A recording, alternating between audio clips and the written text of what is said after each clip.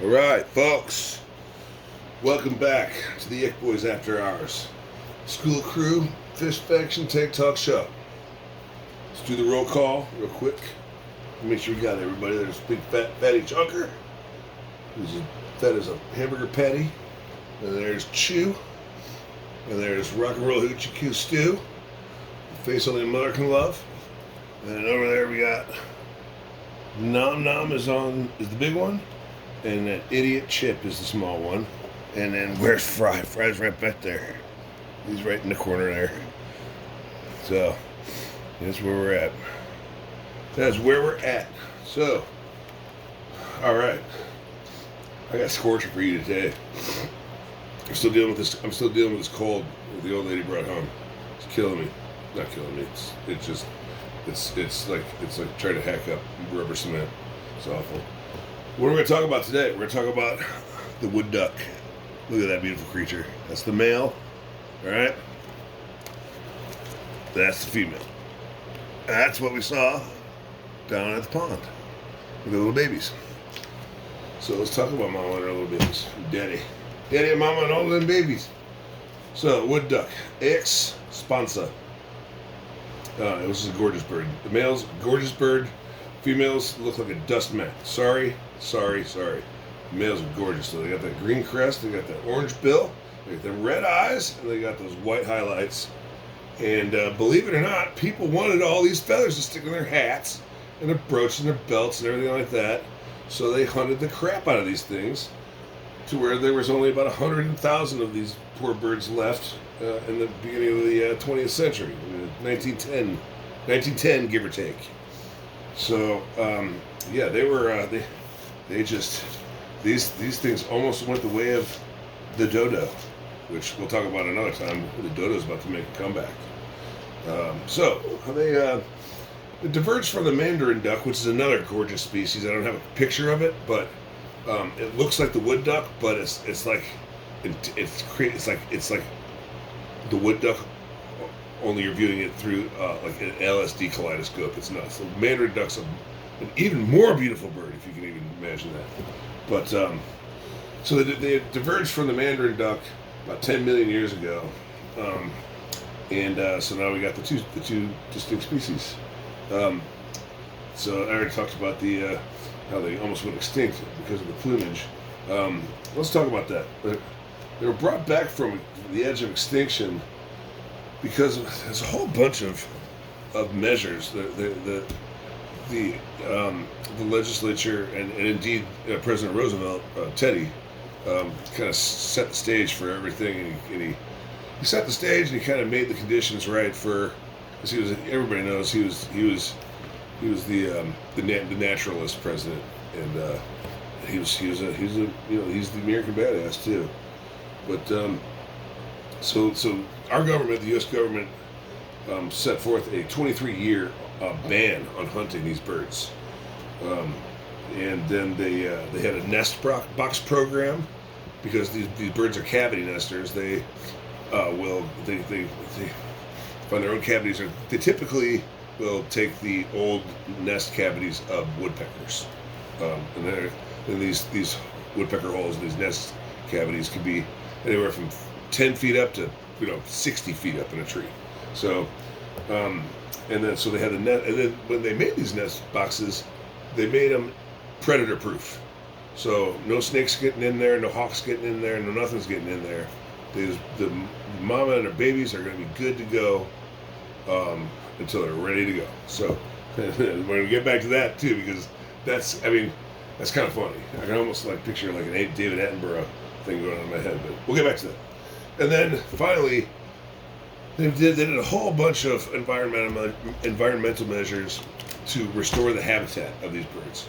And really, you combine all three of those things, they put out hundreds of thousands of nest boxes over the whole landmass of the United States, because that's where these things live. And they brought it back. So it's talking 1910, the estimate was 100,000 birds or less.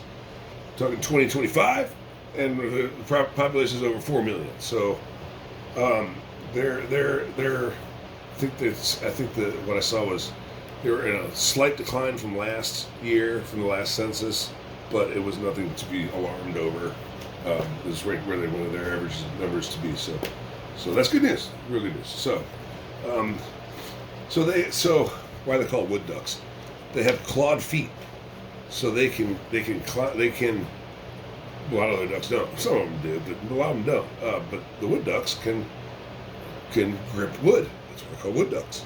So they can fly up into a branch of a tree, which you don't ever see ducks do, but wood ducks do it, just so they can access their little nest boxes, so they can grip one of those branches and everything. So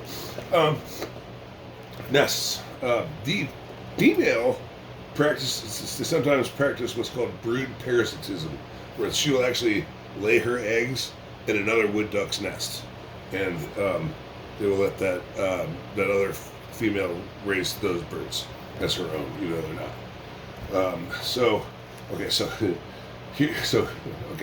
once the nest is built, the eggs are laid.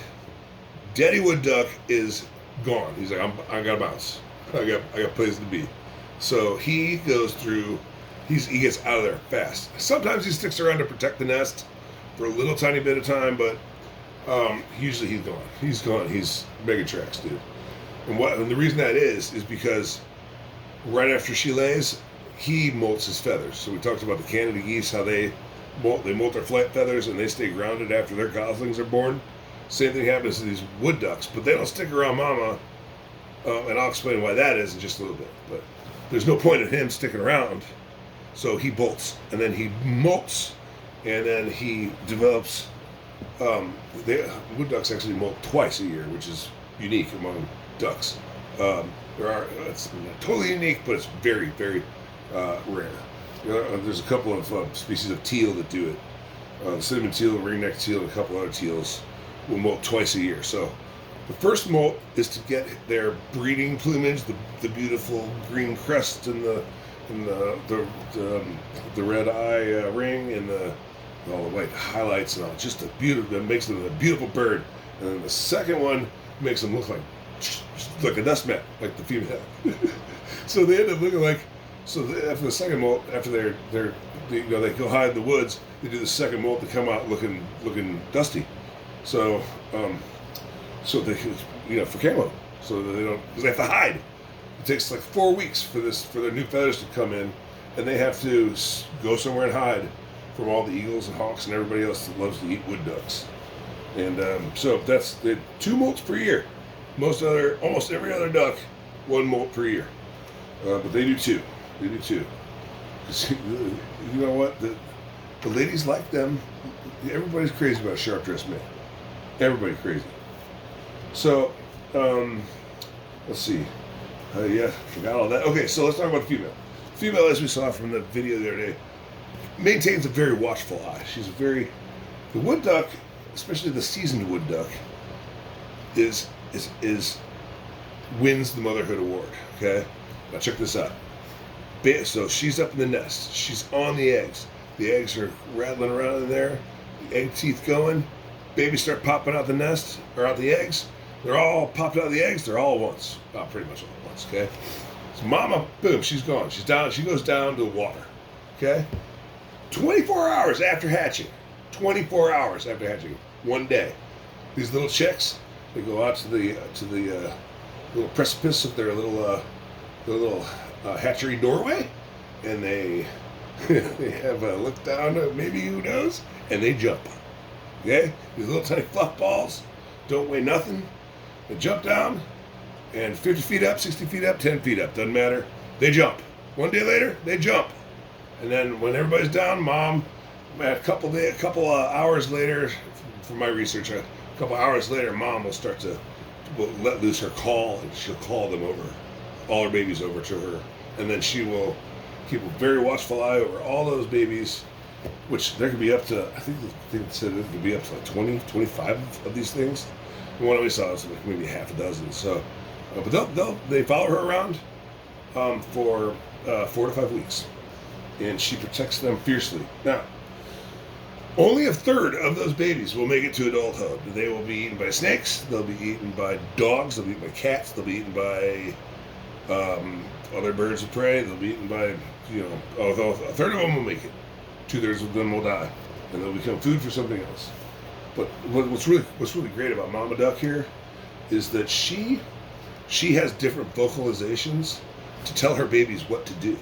So she'll have a vocalization for freeze. She'll have a vocalization for hide. And then she also teaches them how to dive briefly to escape the eyes of predators. So she'll teach them how to dive under the water for a little bit.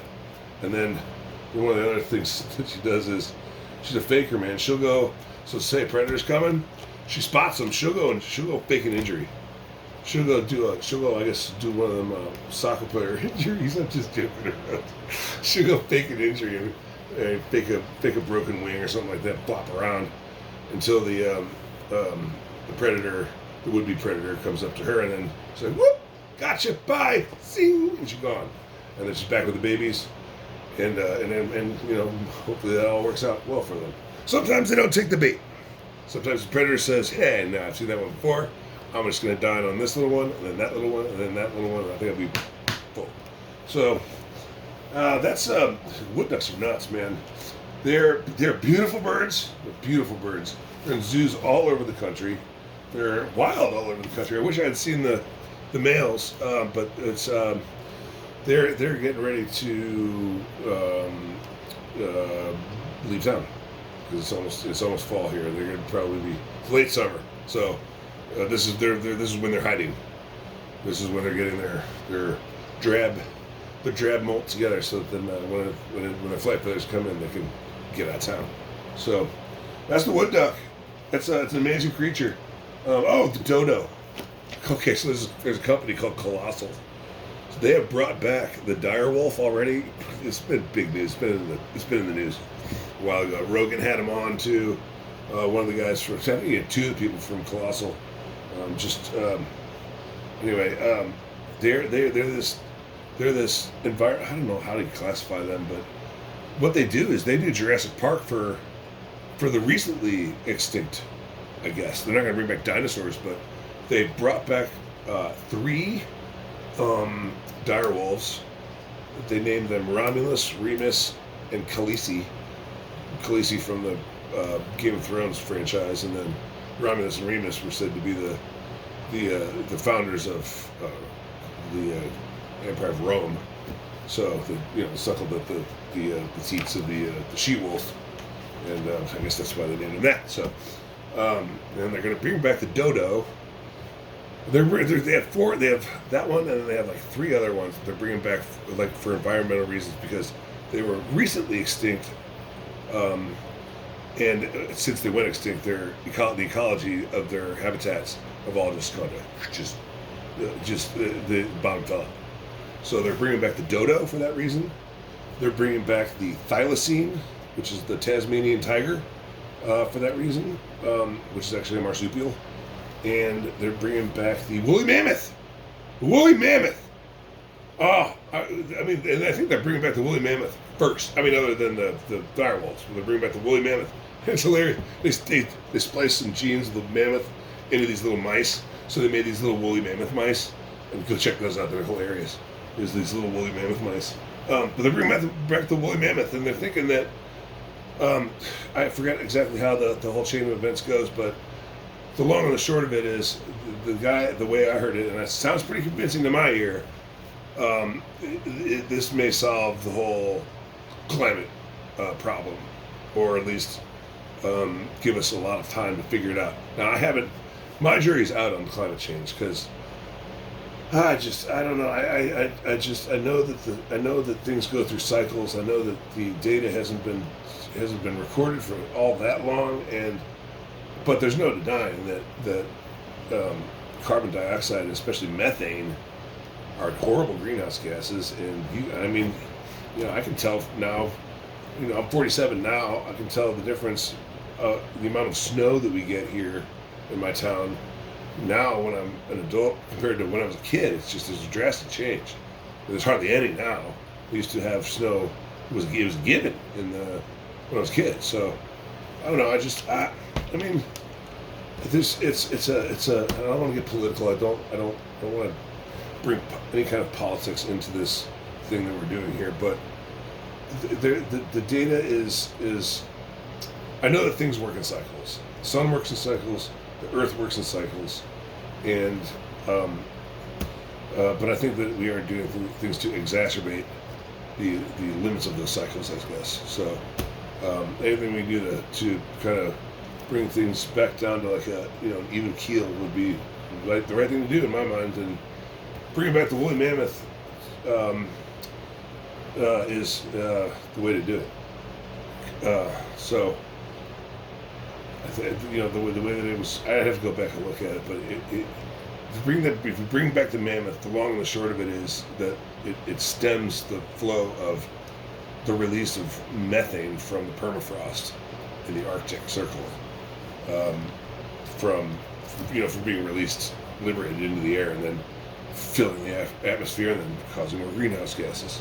So, or causing more greenhouse effect. I mean, so I'm really looking forward to the mammoth, and I just it's a mammoth, man. It's a mammoth. And it's.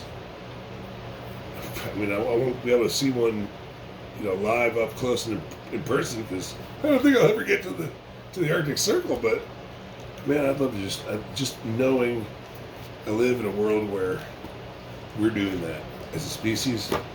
We're doing that just because it's the right thing to do. I love it. Can't get enough of it, man. That's why I'm here. That's why I bought the ticket. So good for you, Colossal. People don't think nature be like it is, but it do.